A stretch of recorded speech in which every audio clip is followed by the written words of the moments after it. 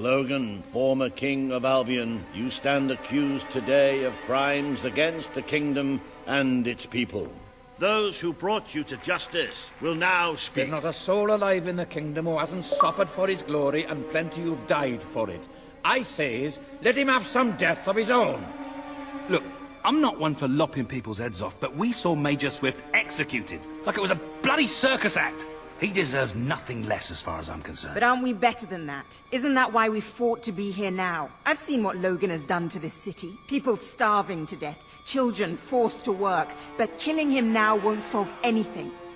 It is not my place to decide his fate, but his betrayal condemned many of my people to death. He promised us salvation, and then left us to face the darkness alone. I had good reason to break that promise, and I had good reason for the crimes you claim I committed. The day I returned to Albion, I received a visit from a blind seer, Teresa, our father's guide. She showed me the future of this kingdom. The darkness in Aurora is coming here, bringing death, destruction, the end of our way of life. The sacrifices I had to make, I did them to protect Albion. If a few had to suffer, it was to build an army. If a few had to die, it was to save a country. I have spent years preparing for this attack. Let me stand by your side now, and all my soldiers will be yours to command. Let us face the coming darkness, together. If this is true, if it's really coming here, we are all in grave danger. You have the power over life and death, brother. Now choose.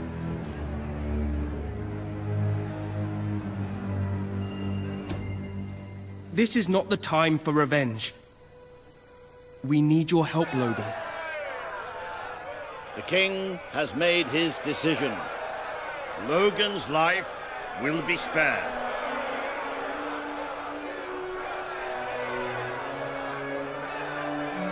I know you will never forgive me for the things I've done. You told me so once, remember? Of course I do. But what matters now is that we defend our land.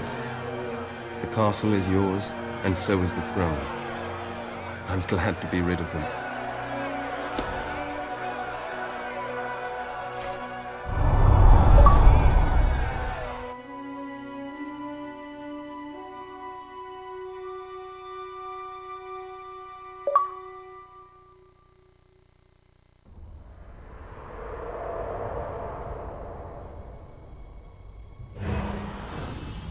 You have fulfilled the first part of your destiny.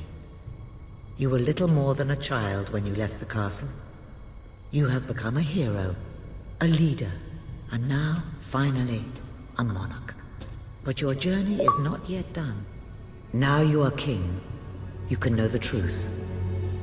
Albion will soon be attacked, and the threat could not be greater.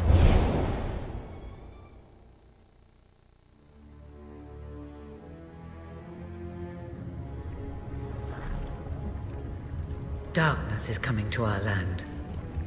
It cannot be reasoned with, it cannot be halted. The ruler of Albion is all that stands between the world we inhabit and that darkness. That is why you had to take your brother's place. The course of history demands it. If you do not succeed, everything we know will come to an end.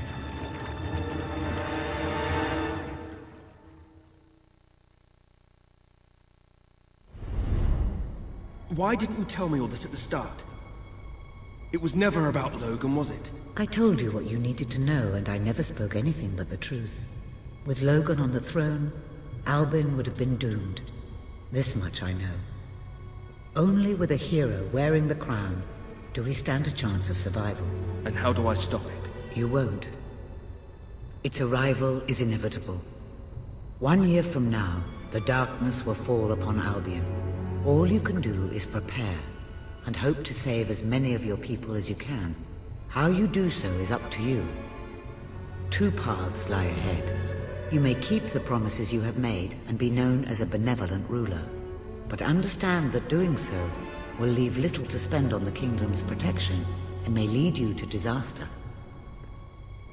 It is not easy to be popular and keep the treasury full, unless you are willing to sacrifice your personal wealth. But you may also choose to break those promises, to harm your people in order to save them. You will not lack the means to build the army you need, but you will be hated. This path will cast you in the role of a tyrant, as it did your brother. You have 1 year to do what Logan could not. Be the ruler that readies Albion for the greatest threat it has ever faced, and be the hero that can stand against it.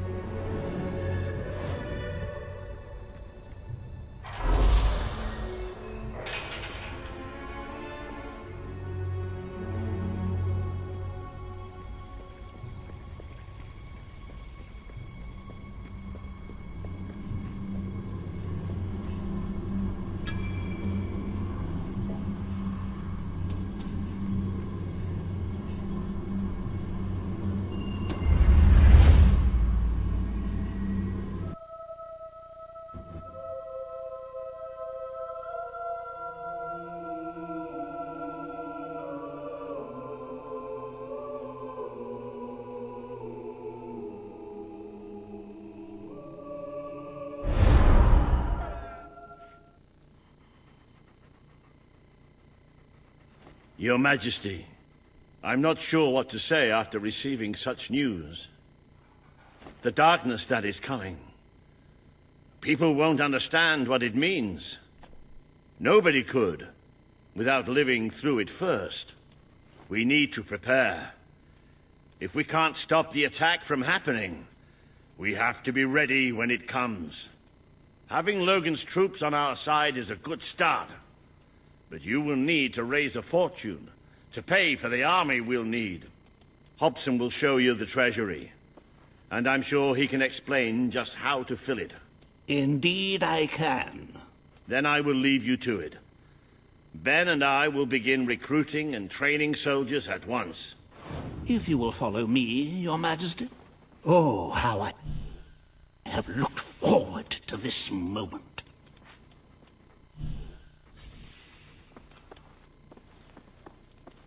This is it, Albion's royal treasury, the store of the kingdom's total wealth.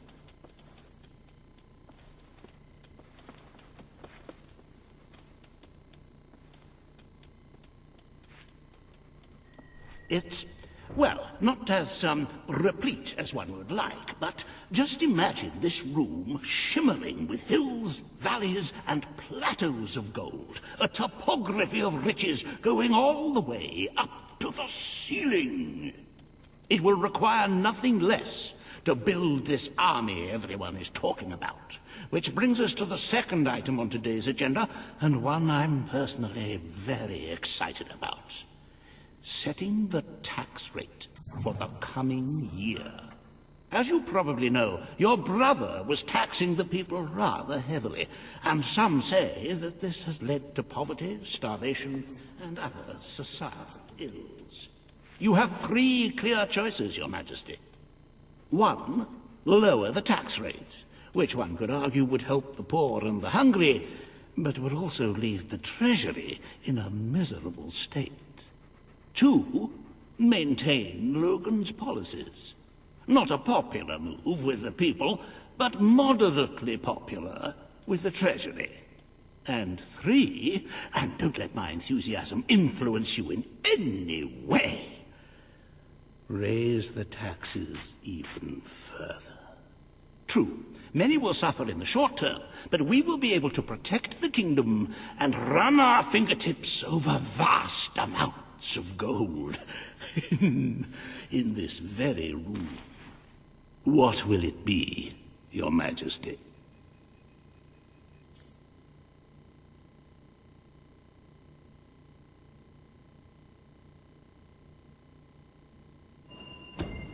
Very well, Your Majesty.